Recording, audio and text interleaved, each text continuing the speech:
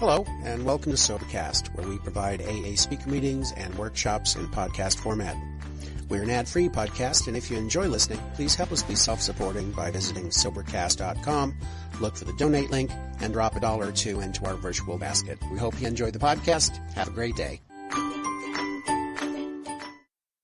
I'm Angie, and I am an alcoholic. Hi. I'd like to thank Joe for inviting me to come and share with you. And I'd like to make amends to the ladies that were at the ticket booth when I got in yesterday about 5 o'clock for yelling at them. I'm here to stay. I'm not in too much danger of getting too well. And I have a new gal with me, so she's seen me be wonderful and not so wonderful at the same time. And one of the freedoms that I have gotten in Alcoholics Anonymous, whether I like it or not, is to be myself, whatever that happens to be today. I'm feeling really good this morning, a little shaky, but I'm feeling good at being sober in this beautiful day. And I belong here. I belong in Alcoholics Anonymous.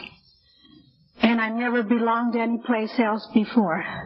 And today I walk with the dignity of a sober woman alcoholic in the program of Alcoholics Anonymous. And I am one of those that has conceded to myself that I am an alcoholic, and I am a real alcoholic. And for me that means that 1 drink is too many and 1,000 is not enough. I hope I had drank the last drink that I will ever drink, although we all have a daily reprieve contingent upon our spiritual growth. I just don't want that life anymore. I have found a home in Alcoholics Anonymous. And newcomer, you get nothing else from my story today. I know you will get the idea that I love this program and what has happened to me in the years that I have been here. I am not the same person that walked into this room many, many years ago. Although I've taken some inventories, and as I said, I'm not in too much danger of getting well or perfect or any of that new stuff or any of that neat stuff. The last inventory I took was last March. And in this inventory, I realized and found out that all my defects of character are well intact. And they're just not as roaring that they used to be. But my sponsor always keeps me in line by saying things like, how soon we forget. And she gave me a little plaque, and it says, no, I want it today. If I wanted it tomorrow, I'd have asked for it tomorrow. And that's my byline. I was born and raised in Orange County, and I'm still there. I had a slight geographical, but not too far. And in the days that I was born and raised there, I was born in a little Mexican community, a barrio. And in the days that I was raised there, we didn't know too many Anglos. They weren't too anxious to come in there either. And we used to join the gangs and beat each other up and call it fun. And we talk about it in the back pew of the Catholic Church on Sunday mornings, because all Mexican Catholics, we go to Mass on Sunday morning whether we need it or not. We're an awful lot like the Irish. The reason that I know we're like the Irish, because I have a girlfriend that comes from Ireland, and we've compared notes, and the only difference between the Irish and the Mexicans is they ate potatoes and we ate beans. That's the only difference. Why, we believe in drinking hard, fighting hard, loving hard, lots of babies, going to Mass and striking your chest, say, through my fault, through my fault, through my most grievous fault, and go on to do it again over and over and over again. I was born when they'd keep the mothers in the hospital a whole week, and when they came home with his baby, they still didn't have a name for me. The reason for that is because my daddy wanted to name me after his girlfriend, and my mother's narrow-minded. I had an older sister that was perfect. She was of the type that they always told her what to do, and she always did it, and she always did it right. And she screwed it up for me. They used to whip me every day and twice on Sunday because I never knew how to be good. Today I don't know how to be good, and I'm glad I don't have to be good today. All I have to do is be me. And I had a younger brother, and all he had to do was be there. Now, they were divorced when I was 7, And she used to say things to me like, "You're just like your father," and I knew what her opinion was of him. She didn't like him. So she would send me to the nuns so they could teach me to be a lady. Somehow the nuns' conception about being a lady never was very appealing to me then, and it's not appealing to me now. I was the type of the person that as soon as they said, "Thou shalt not," I may not have thought about doing it before, but as soon as they said, "Thou shalt not," I had an overwhelming desire to do it. And somebody dared me, and I raised the nun's skirt, see what she wore under all them clothes. And they 86'd me from catechism. And God, I got the whipping of my life because I was always an embarrassment to my mother. But when I got to school the next day, the rest of the kids in school thought I was terrific. And it seemed to me that I was born with an emptiness in my soul, an absolute yearning, a longing, a hunger to be loved, to be wanted, and to be accepted. And as a little girl, I used to worship my mother and wanted her to love me so desperately that I would try to be the good little girl that I thought she wanted. But no matter what I did, it just never would come out that way because trouble seemed more exciting. And so when I got all that attention from the rest of the kids, it filled up something inside of me. I'm one that believes that I always had the pilot lit. All I ever needed was a fuel. Well, this came to pass, of course. I ran off to my daddy's when I was 12 because I had done so much bad over here that I had painted myself into a corner. So I just knew that if I could get to my daddy, everything gonna be all right. Now my daddy was over in the San Fernando Valley where he'd taken up light housekeeping with a lady with 8 kids, and all he wants is one more. And he used to take people up north to pick grapes and prunes, and we were fruit pickers. And you know, God made 2 kinds of Mexicans. That's fruit pickers and non-fruit pickers. I ain't no fruit picker. They try to make a fruit picker out of me. But we stayed beyond the season with the Gallo brothers, and they gave my dad a case of sherry wine. And somebody must have said, "Thou shalt not." Man, I had a big water glass of that sherry wine, and when it went down and hit my stomach, it went off like a firecracker, and everything felt good. It's just too bad something that good has to be wasted on social drinkers that don't appreciate it. I've driven down the street today, and I've seen them bumper stickers. They say, "I found it." Man, I found it. And if you happen to be like me, man, anything I found is going to be that good. I want to keep that feeling. And so I take some more of that, and then it's the next day. Seems to me I always overshot the goal trying to keep the goal.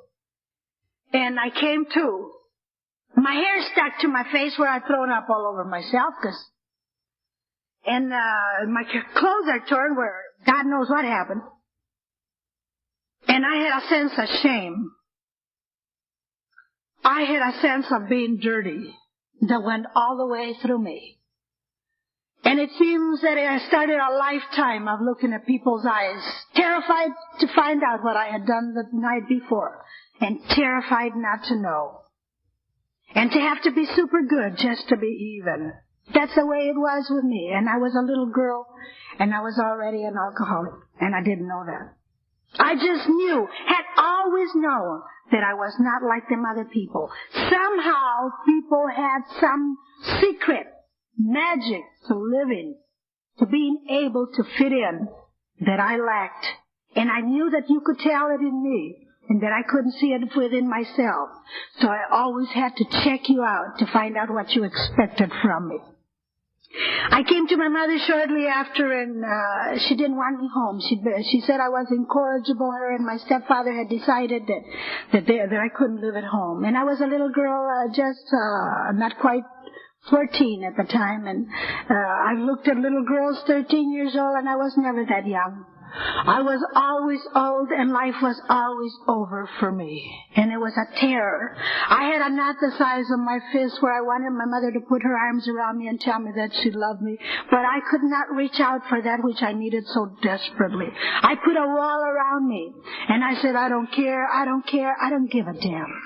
But we that build walls, yes, it does keep people out. I always knew how to push people away. But there was a loneliness inside over here with me. And I had you could have always cut my heart out with a feather. I was always so sensitive to rejection, and I always got it. I lived here and there and everywhere, wherever anybody would put up with me for a short time. And it was always a short time because somehow I messed it up by unwittingly or sometimes knowing.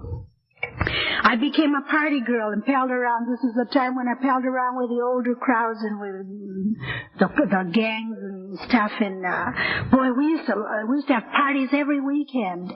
And we used to start drinking before the party. When you start getting the party ready, you got to drink to prepare for the party. I'd over-prepare, then they'd have to sober me up so I could have fun in the parties, so that they could have fun in the parties without having to have to take care of me. Sometimes they'd make it, and sometimes they didn't. Sometimes they'd have to fish me out of their bathtubs where I'm drowning, or take me away from somebody's boyfriend or husband, or fighting somebody. And I was one of the original topless, bottomless dancers in Orange County. I don't even get paid for it. I don't even remember it. But you know, the girls were always so willing to tell me stuff like that the next day. And I used to beat them up, and then they didn't tell me because I was terrified to know and terrified not to know. And that's why it took me a long, long time to be comfortable with the women in Alcoholics Anonymous, because I never felt like as good as. And I also don't know how to work, so I take up a vocation called burglary. It's still not very feminine. If anybody lived over in Lemon Heights in Orange County, I'd like to make my amends today. That need to be wanted, to be loved, and to fit in some place turned to anger. And I developed a set of attitudes and values that said anything I did was all right as long as it was me doing it, baby. There's only one sin, and that's to get caught. Well, the day came when I did. The state of California rescued me, and they sent me up to do a little bit of time. It was my first trip away from Orange County into the beautiful land of Ventura, school for girls. And I was going to go there for 9 months, but I need to be a part of, so I do 13 months. And because I don't know how to be good there either. And I got out as terrified, and I started to think. And you know, I just ought not to ever think much, so even sober. I thought, go find me a husband, because I didn't have anything going for me. So I went out looking for a husband in places that husbands are not to be looked for. And I found one. And he was a dreamer like me. He would build them castles in the air, and I lived in them. And 3 months later, we were pregnant, and I was married in that order. And I married a heroin user. And you just don't live happily ever after with one of those. Very exciting, but not very happy. He had an idea of what a good Mexican wife should be, and I had an idea of what a good Mexican husband should be, and never the twain shall meet. And I got the scars to prove it, and he's got the scars to prove it. And he introduces me to little white pills with crosses on them. I don't know what they are, but I sure know what they do to me. Man, I had one eyeball over there and one over there, and I'd make little baby clothes all night long. You better get a little birthday one all night long. Try to get it just right. Just take hours to get it just right. You can have more fun with Benzedrine and baby clothes. And it started out as exciting as it started out as a fountain of youth. And if I continue to drink and eat pills the way I did in those years, I'd have never come to Alcoholics Anonymous, because I live for the thrills and the excitement that would get me away from the reality of what I had. Because you see, by this time, I realized this man did not want to be married. But being as self-centered as I am, I knew he didn't want to be married to me, because he had discovered what was wrong with me, and he too was through. By the time they put that baby in my arms, and I looked at that baby, and I felt like finally somebody belonged to me. That baby inspired feelings within me that nobody ever has before or since. The closest anybody has come has been her sister, but it was not like the first time. I loved my baby. I adored my baby. I would sit by the hour and just look at her and just love her. And I promised her I would never beat her, discard her, abandon her as I had been. And I meant it with every fiber of my being because I loved my baby. But I am a child in a woman's body. And I am an alcoholic. And I am a woman alcoholic. And when I drink, I got absolutely no choices and no rights. And I don't know this. Deep down inside of me, there was a spark of the woman that I am today. But I didn't have it then. I am an alcoholic. And when I drink, I got absolutely no choices and no rights. Anybody can use and abuse me in any way that they want.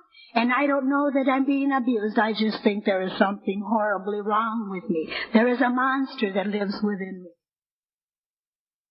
And I took that baby and her sister to the places that children are not to be taken because I am an alcoholic. I left her daddy after the second one was born because I had her just a year later, and I could just see this endless procession of babies. We didn't have much choice at the time. I guess there was alternatives. I wasn't willing to pay the price. And so I left their daddy because I needed to go out husband hunting again because God knows I needed somebody to take care of us, man. We were 3 now. And I went out and I fell in love. I didn't get married, but I fell in love. And when I fall in love, I fall in love all over my body. Every inch of me falls in love forever. I can't remember the names of some of the men I've fallen in love with forever. The faces change, it's the feelings that stay the same, trying to find that one that's going to make it all right, that's going to fill up all that loneliness, all that emptiness, all that terror inside of me. And the guy I fell in love with was called CB, and that was short for crazy bastard. Oh, was he exciting. Somehow exciting men always were so appealing to me. They don't make very good husbands or boyfriends, but they're appealing.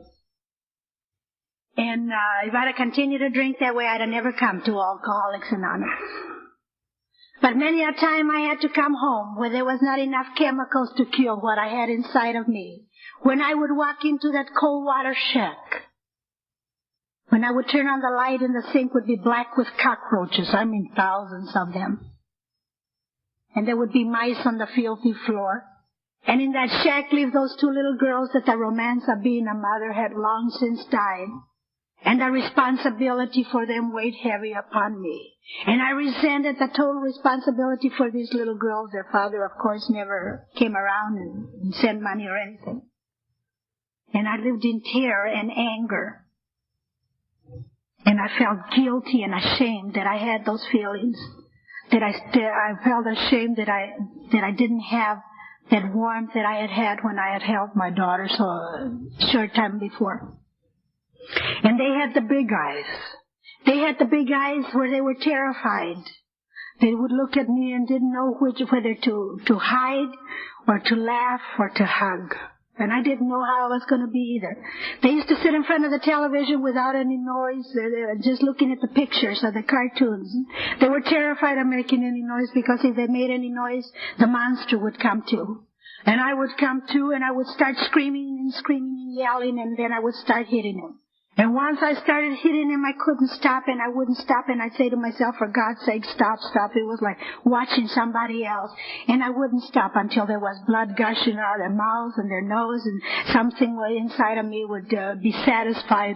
And when a semblance of sanity would return and I would see what I had done to them 2 little girls, the guilt and the remorse was unbearable. I knew that I was the only protection them little girls had between them and the world, and yet it was me that they needed protection from. I've heard many women come into the program of Alcoholics Anonymous and share that they've taken away their babies and they're very sad, and I know that you are. But in those days I used to think, for God's sakes, will somebody please take these little girls and give them a normal life? Because I knew I couldn't. No matter how desperately I wanted to be what I had deep down inside, I could not be that person. I don't come and share this with you because I'm proud of it. I'm not proud of this. I'd rather not have my girls experience what I had to go through there. But it is part of my story, and it took me a long, long time to forgive myself for being this type of a child-abusing mother. And it took me a longer time still to be able to share it with you, terrified as I was of your rejection. I come and share this with you because I realize that there possibly is somebody out there that has experienced the same thing, that has had so much trouble with the remorse and the guilt and the self-loathing that goes with treating your babies the same way you were treated and not wanting to do it. Today the slate is clean. So I come not only to free me by sharing this with you, but to free you if you are so inclined. Well, after a while, CB got tired of me trying to kill him. And he found another girlfriend. Violence, you see, was the only way I ever handled anything that didn't go my way. Anything that I couldn't fight or run from, I would try to kill it off. And then I started getting letters through the mail from my doping husband that was someplace in Texas getting the cure. And he says, babes, this time it's going to be different. And so again he built them castles in the air, and again I lived in them because I didn't think that anybody else would want me anyway. Those men that wanted me, I didn't want them. I know today it was because I thought that anybody that would want me could not be worth much. Those that did not want me, I chased and cried over and drank over and mooned over. Because if they didn't want me, if I could catch them, it would mean that I was something. So when this guy wanted me back, I knew he was the father of my children, and I knew that he loved me in his own sick way. I guess he did. So we made the Mexican geographical. We moved 20 miles from Mama. Seemed I could never stand Mama, but, I just always lived very close. Today I live 3 miles from her in a house that belongs to her. And we moved over to Mira Loma by Norco, this Dolphin and I, and we bought an acre is what it was. We bought the chickens and the horses and the turkeys, and we were going to be farmers as Dolphin and I, clean up our act. I even married him in the Catholic Church, and that's going to any length for a Catholic, especially since he was a Methodist. This is how determined I was to make the second marriage work. I was going to make it work no matter what. Never took into consideration that he might not want it that way. I just knew he did. And we even joined the PTA. That's everybody else we got. That was, and then that first Christmas, I was a librarian, and this doping gangster was Santa Claus. If them folks had only known on whose lap their little darlings were sitting on, I'm talking about 1962, he had tracks up and down his arms, his legs, his neck. Well, it's a good thing they didn't know. But it isn't long before that life seems to get too tight, and I can't be the way them people look and maintain and do what I'm doing, and I'm a firm believer. You can place me in the best of circumstances, and sooner or later I got to create whatever is inside of me, because it's inside my skin. I couldn't live. And today that's the measuring for me, when I can't live in my skin, when I'm starting to grow out of my skin. Of course, it didn't help that my neighbor made a pass. I thought my neighbor made a pass at my husband, and so I beat her up, and I found out that if you're like everybody else, you don't beat up people anymore. He starts making the run to Orange County to his connection. And I start making the run to the wineries, because if there's anything that Mira Loma had in those days was either dirt or wineries. 4 of them. And I'm a wino. I always liked wine. I think some of the wine I drank probably never saw the grape. And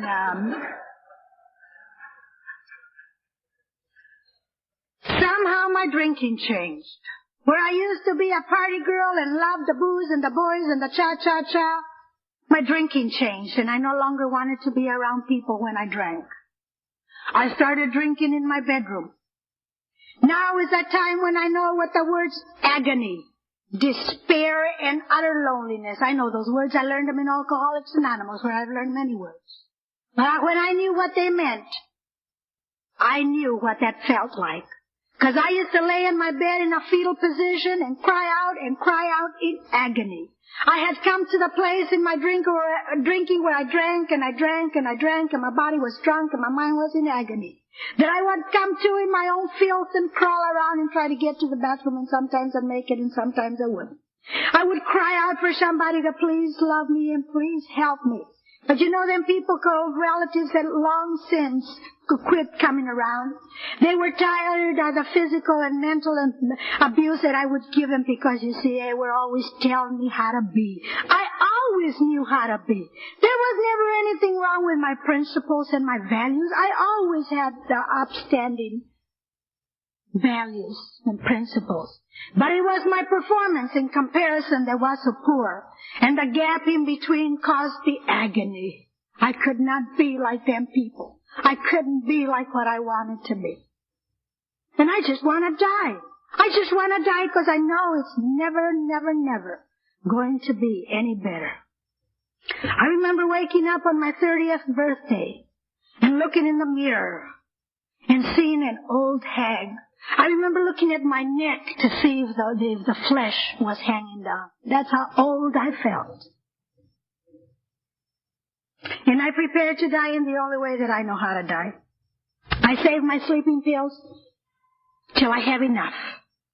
And I couldn't kill myself when them little girls were there alone, because I couldn't do that. I waited until one of the times that he was home. And he was home watching television. And I went and told him I was going to die, and he says okay, and goes back to watching television. So I went and took a bath, because I'm not taking very many baths by this time. And just in case I die, I don't want to be caught dead dirty. And you know how that goes. Ego to the end. So I guess I took enough pills to kill a horse. And I came to a couple of days later, and I realized I was alive. And I hated being alive. I came to on the loneliest day of my life, barring none. And I realized this man had been in bed with me both nights, and never once did he consider taking me to a doctor or to a hospital. He had saved the packages of them sleeping pills and showed them to my daughters, that in case I died, the police would not blame him. And I can't drink, and I can't be sober, and I can't live, and I can't die, and I'm full of terror. The loneliest day of my life. That is why the love of the fellowship, the people in Alcoholics Anonymous, you, is so precious to me. Because I know what it is to be so alone that nobody gives a damn whether I lived or died. And it took me a long time to really believe that you cared, that you would say those words, I love you and I cared to me. You loved me and you cared for me long before I responded and loved and cared back for you. Long before I learned to love and accept me. But because my higher power has always had his hand upon my life, even though I couldn't see it then, and I couldn't even look at that day for a long time without just bursting out into tears. You know, that very day there's a knock on the door, is a lady from the PTA. If there's somebody I don't want to see, it's a lady from the PTA. She was one of them dairy people. I don't know about you, what you know about Mexicans, but I lived in this barrio. I didn't even know any Anglos till I was 22 years old. And we moved over to Okie Town in Miraloma, and she was from the dairy people. Them are the people that got cows running around in their backyard, and they get cleaned up just to stay at home, and somebody else cleans their house. And, I hadn't even cleaned that house since I moved in it. But in a moment of weakness, I let her in and I tell her my tale of woe. Now you know I got a tale of woe. But I'm not telling her anything about me. I'm telling her that I tried to kill myself because of this SOB and all the promises he'd made me and how he'd done me wrong. And she listened to me and she stayed with me. And throughout our conversation, she asked me if I ever heard of Al-Anon. And I had never heard of Al-Anon. But I got the idea that if I went there, he would straighten up. So she got me cleaned up and I went to Al-Anon. And somehow I didn't fit in Al-Anon. I felt a little bit like a whore within a nunnery. There was absolutely no identification between me and them square ladies. But you know, they were so kind and they smiled at me and I smiled back, and I saw this lady again for the first time in over 11 years, and she's telling me how they used to laugh at me or with me or whatever, but we do that. You know we do that here. And it's with love and care. She says that I looked like I was startled with that smile. I go, but they loved me and they held me close. And after a while, I don't want to go there anymore because I feel uncomfortable with them people. But I don't know how to say no because I'm a people pleaser. I just go when she comes and cleans me up and takes me, and I don't listen too much, but I hear release. Now, I knew I couldn't divorce him because I'd married him in the Catholic Church. I had enough points against me. I'd go straight to hell. But I used to contemplate justifiable homicide because if anybody deserved to die, he would. It was a mercy killing. So when I heard release, I had a slight distorted way of thinking.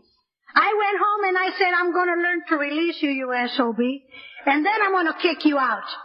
And if you don't leave, I'm going to pour hot wax in your ears.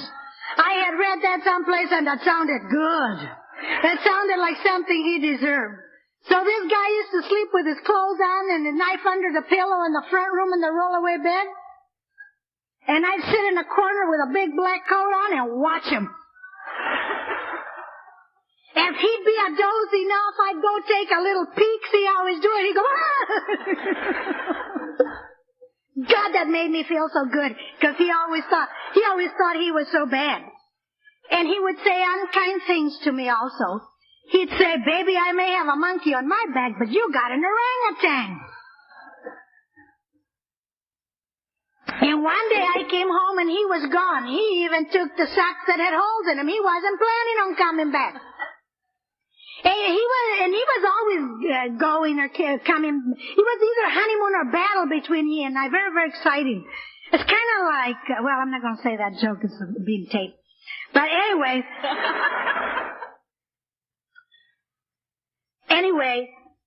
I knew he wasn't coming back. And that same Al-Anon lady took me to an AA meeting. I had been to AA before, but it hadn't registered. You know, those years and those days all run together. I know I had gone to AA, I think. But anyway, I went to this AA meeting. It was the first one that registered. I walked into the young people's meeting in Pomona in August of 1964. And I sat in the back, and I listened to the sounds of Alcoholics Anonymous. I listened to that belly laughter, that smile that reaches to the soul, that shine in the eyes, and that happy talk. Those are the sounds of Alcoholics Anonymous. And the very first thing that attracted me to this program and to the fellowship was what was happening between you, because I knew I didn't have it. I knew that there was something there that I didn't have, had never had. I've often wondered, what is it, and where does it come from? And it came to me one day, and I consider it a spiritual experience, when I realized that which happens in this room, these are just empty rooms, that which happens in here, we bring it with us, every one of us, and it intermingles and becomes a group conscience, a higher power, call it whatever you want. But there is a dynamic something that happens when you and I come together. And I wanted it so bad.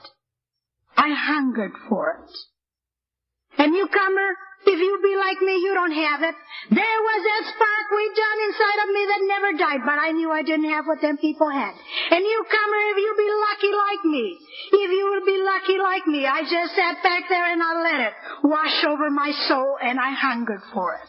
I just thought, it's too bad I'm not an alcoholic. I don't know what it takes. As was mentioned last night, if there's another name for the disease that you and I have, it's called I ain't got it.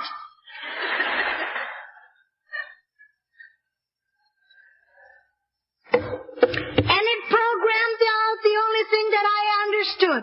I looked around at all them sober, single, good-looking young guys, and I said, man, I'm going to get me one of those. Because I was never enough for me. I felt the man had the answer. And I got one. He was the sickest one there. He had to be. I got radar. But I'm one that believes that it takes what it takes, and that's what it took for me, because my higher power knew what would catch my attention. And so for 10 months, I came around as a visitor. In Pomona in those days, they used to go around the room and everybody gave their name. And when it came to me, I'd say, I'm Angie and I'm a visitor. Nobody ever said you don't belong here. Somehow you understood I've been kicked in the teeth by life and rejected by everybody I'd come in contact with, and I couldn't have stood any more rejection. You put your arm around me and you said, keep coming back. Do you know what that feels like when you're used to people saying, keep on going, weirdo? You said, keep coming back. What a disappointment it was to me when I found out you were telling that to everybody.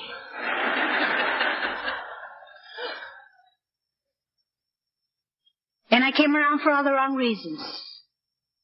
So seemingly. Someplace along the line I must have started identifying, because I started feeling guilty about drinking. So I stopped. It wasn't any problem for me to stop, because I doubled up on the Miltowns and Benzedrine. And I got weirder. And so this guy all of a sudden decides that because I'm Catholic, he can go with me.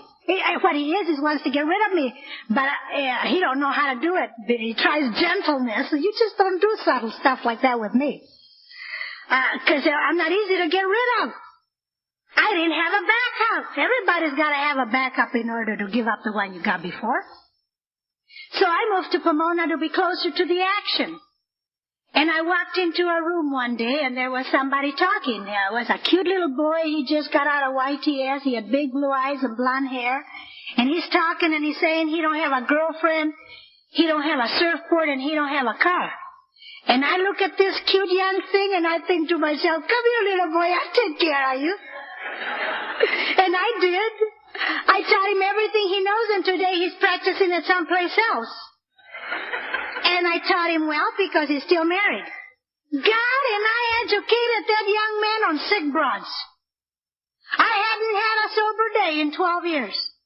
And I didn't know what it was to be without some kind of chemical inside of me. But after that relationship was over, he decided to become a minister, and I like to think that somehow in my small way, I helped push him over to God. I don't like women, and I don't trust men, and that don't leave you much. But he was the first man that had ever been kind to me.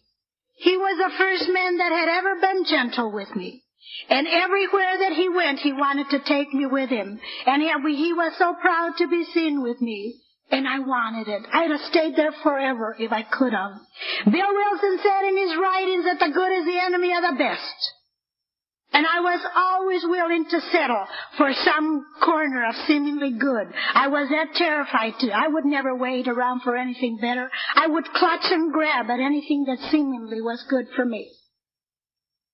I am grateful that my higher power sent that gentle young man into my life when I was so vulnerable that somebody could have ripped my guts out. He was the one that walked them streets with me when I couldn't stand to sit and sleep and do anything, where I didn't have any skin on and every nerve of my body was exposed. He was the one that would massage my legs when the Charlie horses were so unbearable all I could do was scream. He was the one that held me close when the devil would be within me so bad that all I could do was scream and yell and throw and kick and scratch and pull and my hair and his and hit him, and he would hold me close and pray over me. I know today that I know this, that you and I do not come together by accident. I truly believe that you and I come together by divine appointment. And that every relationship has its beginning and its parting. The only relationship that keeps on growing is a relationship that I hold with my higher power today that fills up all them empty places. When you come and step into my life, and I come and step into yours to learn from you and teach you. But when that appointment has been met, and you go on your way to another experience, you take a little bit of me with you, and you leave a little bit of you behind. And we're never the same because our lives have touched. And even today, it's not easy for me to say goodbye because I always want to clutch. But it gets easier and easier and easier to know that my higher power walks with me all the time. But I didn't know it then. I clutched and I maneuvered and manipulated and did everything I could to stay in bondage with that young man. And we walked together for 6.5 years. We got drunk together after 6 months because everybody gets well in 3 months, don't they? I mean, I did. Then in 3 more months, it took me to get bored with hearing the same old jazz here. I realize today that this program is designed for me to find out about the most fascinating person I know. Guess who that is? You know, I'm not coming to this meeting to find out about the fascinating person you are. I'm too self-centered for that. I know this program is designed for me to get an everlasting unfoldment. And it has been that way with me, but it wasn't then. Today, that's also an indication when I'm getting lax in my program. It's when I start getting bored, and it's a symptom, and it's a signal. And I'm grateful that I can see that in me today. It took me 3 more months also to not find any other Mexicans in Alcoholics Anonymous. And I'd go into rooms and I'd say, they don't like Mexicans in Alcoholics Anonymous, I'm their token Mexican. I'd say, well, maybe Mexicans aren't alcoholics, maybe just we gringo genes. So when God got drunk, so did I. And though that was not my worst drunk, it was my most hopeless one. I guess I thought I had to build up some drinking time, but it wasn't that way. I took up right where I left off, where I drank and I drank and I drank and my body was drunk and my mind was in agony, and again I started wanting to die. And I can't drink and I can't be sober and I can't live and I can't die. And I came back because one of you went out and got me. I don't know if I had the guts to come back because, you see, I always had to hide who I was.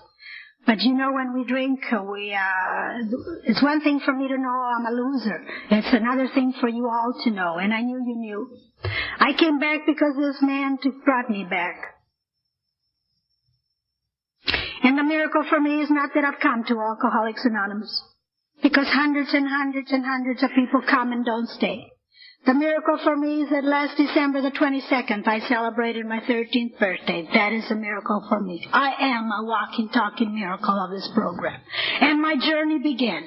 And it's been quite a journey, an exciting journey. Where before I thought I was a little alcoholic, now I thought I was too alcoholic. And they start these meetings all wrong for people like me.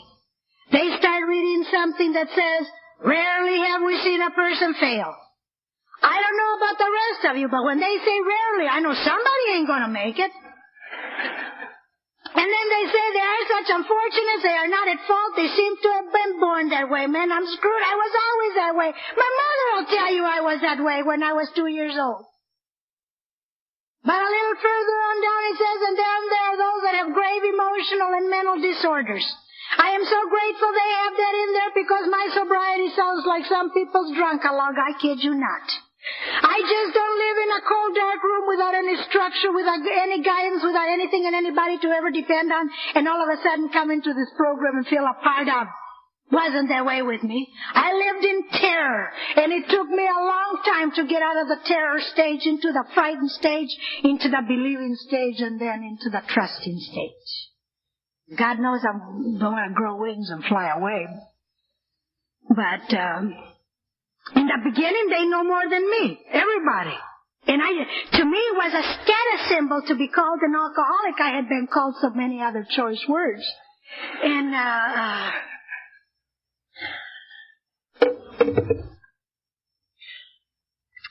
because a little further on down it says many of them do recover if they have the capacity, to be honest. That is the reason that I'm here with you today.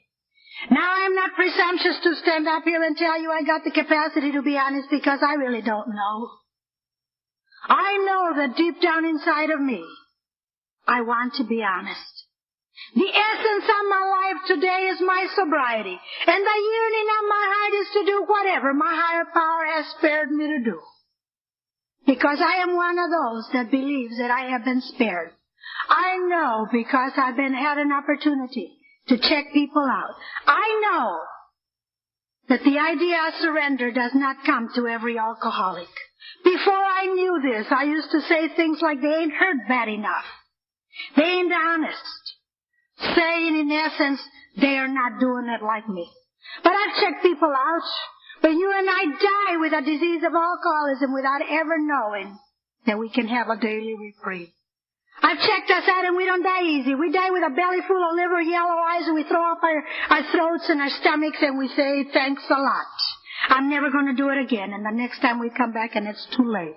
We lose control of our bodily functions and somebody else has had to see our degradation of our disease.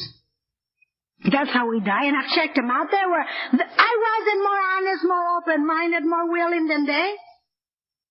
But I have been spared because my higher power has given me the idea of surrender. And the responsibility weighs so heavy upon me that I know that I have a daily reprieve contingent upon the maintenance of my spiritual life. And when they knew more than me and I looked them up in pedestals, and a lady volunteered to be my sponsor. I ain't asking any of them ladies to be my sponsor. I scared of rejection, and she volunteered and she said, I gotta give up that young man, or one day he would give me up if he'd stay sober, because our heads were in different places. That I had to stay home and learn to be a mother. Or one day my girls would grow up and that we'd have no communication and I'd be sorry. And I thought about what this lady told me. I have never been able to live without a man. Some men to hold me close and make that lonely, horrible something go away, at least for a little while. And I didn't know how to be a mother any more sober than I did when I was drinking. I had a lot of trouble in the first 5 years of my sobriety with violence, with depression, and I could never predict my behavior, and I was still doing many other things that I had done when I was drinking with those two little girls. So I thought about what this lady told me, so I did the most reasonable thing for me. I gave up the sponsor, because I knew how to live without her. She made me feel guilty. I didn't tell her I was giving her up. I just backed away from her and smiled a lot. And so when I would look up at these people, and then after a while I don't like some of you. Then I can't stand some of you. Then I hate one. God, there isn't anything like going into a room with 100 people, 99 you like and one you hate. Good, I couldn't see anybody but this guy. And he didn't know nothing because he went to a meeting every night. I'm a newcomer. I'm supposed to go to a meeting every night. I went to a meeting every night for the first 2 years, and I used to call it dedication. Today I know that the alternative was to stay home with me. And then I'd hear about resentment. Resentments are the number one offenders. They kill more alcoholics. So I didn't want to drink anymore. So I would go to some of you that look like you knew what you're talking about, and I put a smile on my face, and I didn't want you to think I was a bad person. And I didn't tell you I didn't like one of you. I just said, how do you get over resentment? And you say, turn it over easy. Does it? This too shall pass. One day at a time, go home, read the book, keep coming back, and don't drink. So I went home. I would go home and I'd do all this neat stuff. And then I'd come back the next night and it didn't work. So I go to somebody else. I didn't want to go back to you because you know how dumb I am. So I go to somebody else and you say, turn it over easy, does it, this too shall pass. One day at a time, go home, read the book, keep coming back, and don't drink. After a while, I get the message. You don't know the answer either. I don't know what else to do. So I just keep on, keeping on, keeping on. You know, that's the way it is. Just keep on, keeping on, keeping on. That's all I've ever done. Just stand up and wipe myself and try again and start again. And do all those things that they told me. And one day there was a tragedy that this man had in his life. And all that resentment, all that intolerance melted away. And I didn't know where it went. I just knew that I had love and compassion for this man. And when I went and hugged him and cried with him, they were real tears. And I learned about the patience and the tolerance of one drunk for another. Because you see, there's times when I have to have patience and tolerance for you. And there's times that you have to have patience and tolerance for me. And where do the likes of you and I go where people will have tolerance for us? I have never found anybody that would have patience and tolerance for me before you came into my life and taught me to become a soft person. Well, I married that young man feeling that the woman had cursed me and that would always come about, that what she had cursed me had come about. And the day came when my higher power said, it's time, it's time, it's time. My girls got big, they started going through the same route I had been, and I would get on my knees and I'd say, God, spare my babies. If nothing else, God, spare my babies. I had that home and the man that loved me and my children, and it was going through my fingers. My children were not, they hated me. And I came home one day and they were so loaded, we had a big fight. I hit them and they hit me back. And they reminded me of the horrible mother I had been and all the many things that they had seen. And I died inside. They ran off. I had one that ran off to Ohio. I always couldn't stand my mother. Only went 20 miles. I didn't even know any Mexicans in Ohio. And I had one that going to live in a commune. And she didn't tell me where she was. She came home one day, had a burn the size of a silver dollar on her chest where people had been putting cigarettes out on. The one I had held in my arms so many years ago, so close, with so many hopes and dreams. And she detested me. I went into a horrible depression. I had a nervous breakdown. Again, I contemplated an attempted suicide. That young man went and took me to the psycho ward, went home, packed his clothes, and left me. And everything that I ever feared came about, and I felt devastated inside. And the only reason that I stand before you today is because my higher power has had other plans for me. And it is because of the people in Alcoholics Anonymous that came and held me up and shared your God and your faith and your strength with me when I had nothing going for me. I didn't want to drink. That never even entered my mind. I just wanted to die. I knew that I was a failure, drunk or sober. And it isn't anything for me like devastating pain to make all the walls come down. And it is from the women in Alcoholics Anonymous that came around me and held me up that I learned to be a woman. I was finally able to share the secrets of my heart with you. And you shared the secrets of your heart with me. And I realized we were not so different. And in Alcoholics Anonymous, we become each other's mamas. I had never had a mama, not really. But you've mamaed me many, many times. You didn't tell me turn it over as he does it to you, all that stuff. You knew I knew that. You just hugged me and you loved me and you kissed me and you took me home and you listened to me whine. And when I heard, I whine. Oh, and I whine loudly. And when I use you up, I go whine at somebody else. And all the whining that I did. It is from the men in Alcoholics Anonymous that treated me like a lady that I learned to be a lady. I was finally able to be honest and go to one of you named David. I said, Dave, what is wrong with me? What is it that is within me that you can see, that other people can see, that I cannot seem to form a one-to-one relationship, not even with a beautiful man like Bruce? You held me close and you said you were a beautiful, warm, loving lady. And one day you will know the reason. It was the very first time that I was able to accept there was anything good about me. You see, I had heard those words before, but I had never believed them. And this time something sunk in.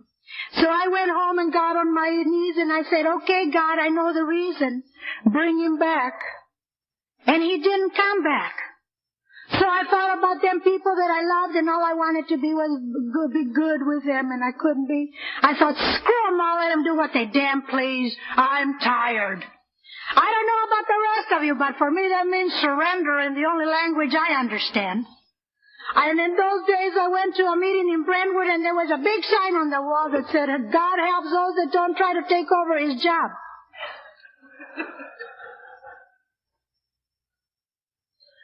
And I made peace with my higher power. I said, okay, God, I'm never going to be happy again. All you ever want me to do is work with a sick woman drunk and let them puke on me. All right, all right. And I threw myself completely and absolutely into the program of Alcoholics Anonymous without any reservation, knowing I'm never going to be happy again. And I don't know about your higher power, but mine has a weird sense of humor. When I want something so bad, oh God, just this one time, 10 Hail Marys and 10 Our Fathers every Sunday. It don't come. As soon as you say, oh, screw it, here it comes, here it comes.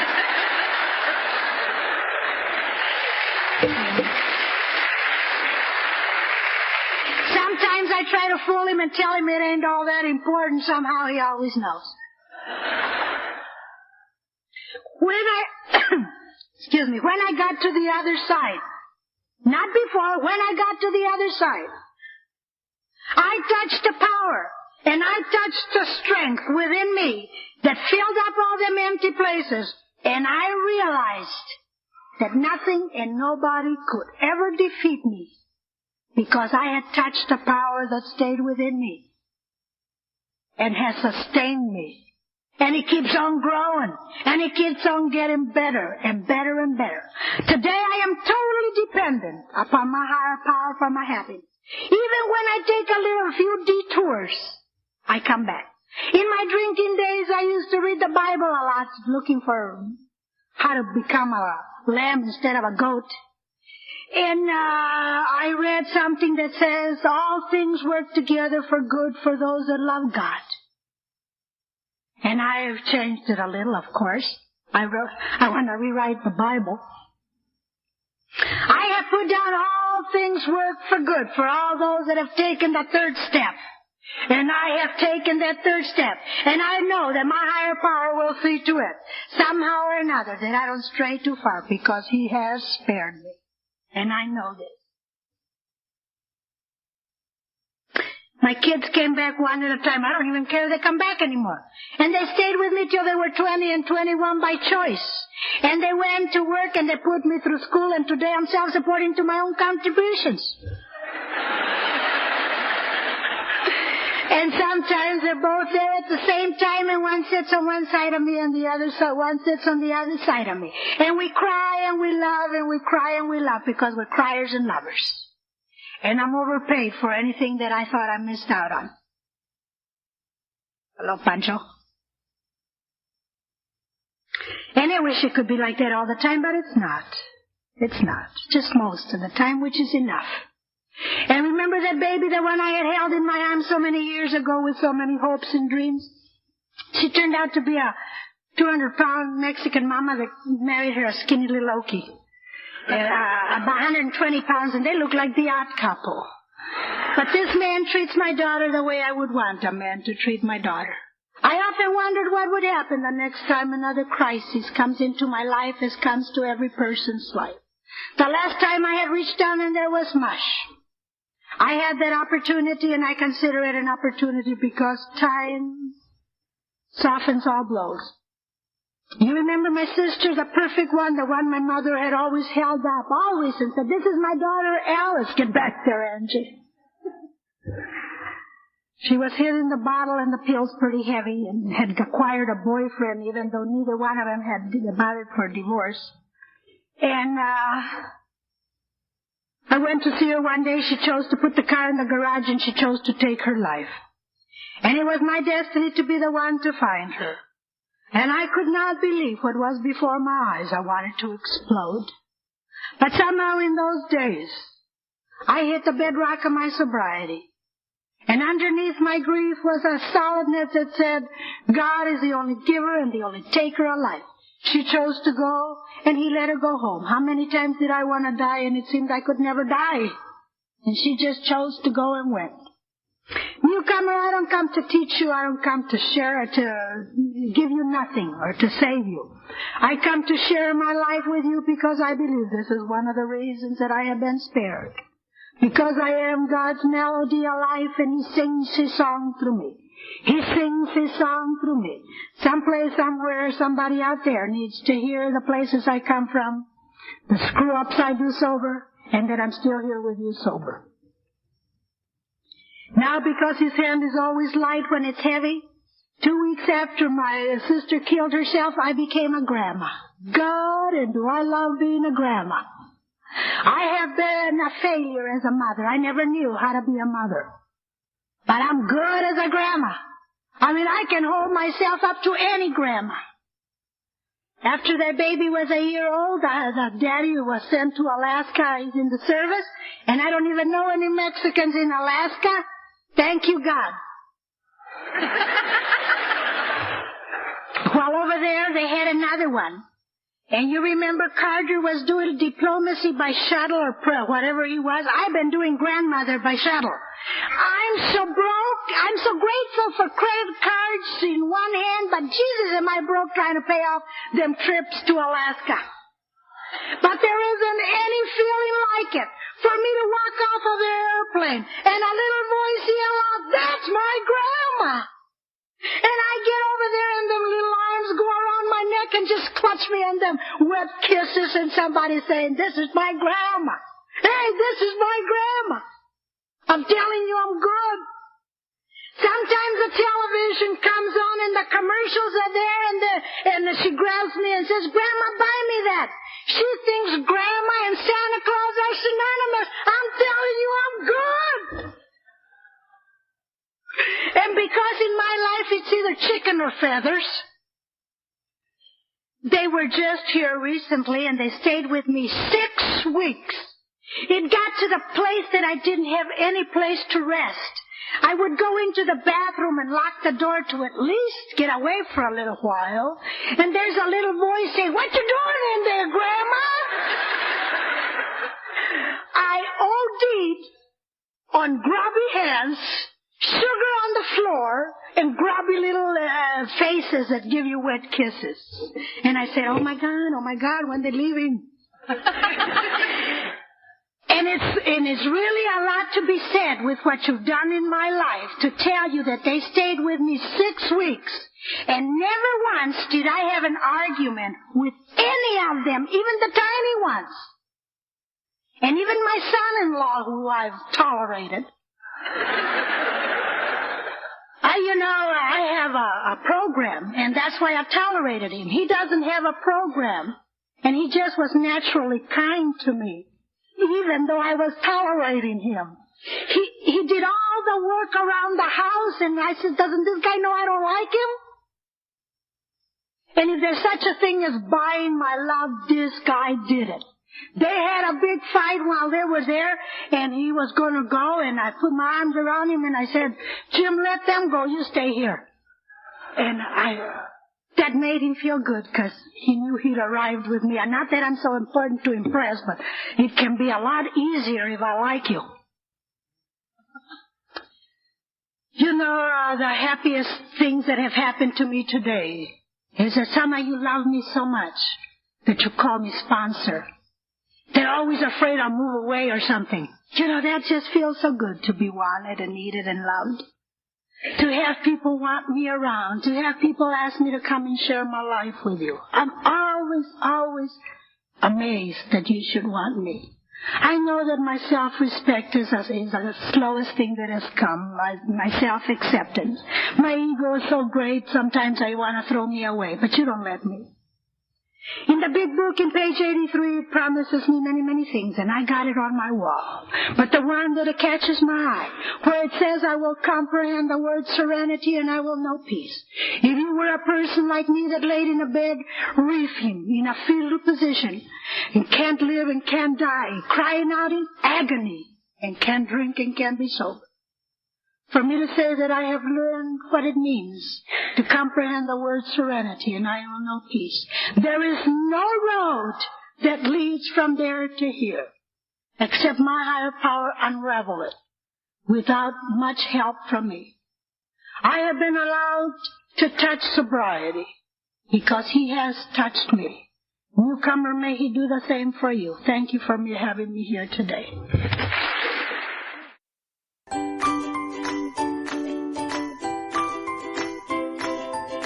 Thanks for listening. I hope you enjoyed the podcast. Sobercast is ad-free, and we'd like your help in order to keep it that way.